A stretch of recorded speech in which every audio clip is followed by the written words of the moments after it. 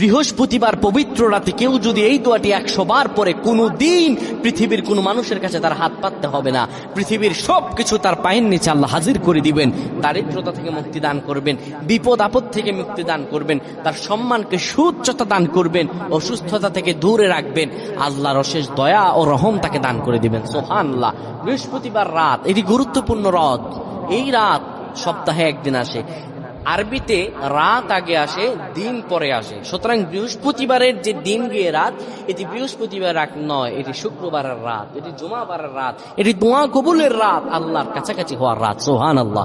এই বৃহস্পতিবার রাত আল্লাহ তাআলা বান্দার দোয়া কবুল করেন।